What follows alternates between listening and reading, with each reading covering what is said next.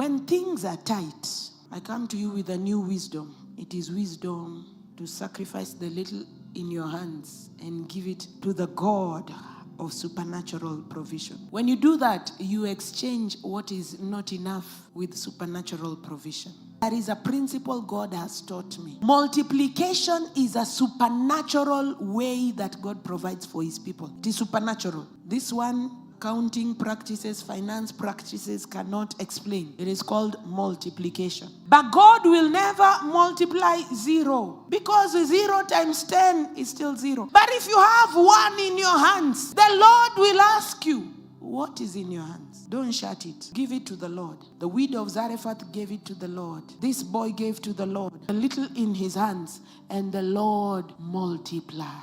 We have many believers today who have too little in their hands. It cannot help you. When it can't help me, I give it to the Lord. I tell you what I do. When we were building this house of God, before we started building, we sat and did our math while we did the planning. And we knew we needed over 50 million Kenya shillings to build only. So of course, before we announced even to the church, we started putting together some resources. And just when we began to put together some resources, a voice tells me, there's that school at the corner there, the public school. If you go this way, you know it. Go and paint. You know, that's when you think you've had the devil. Maybe the devil does not want the house of God to be built. But that message was not lifting. It was not going. You must paint. It must be painted. I thought, okay, let's get a painter to tell us what it will cost. The cost was 150,000. I struggled because I like when I start planning, I follow through to the end. Now what is this? But I said, okay, God, obedience is better than sacrifice. So I obeyed. I gave money to the school, and because sometimes when the Lord tells you to give,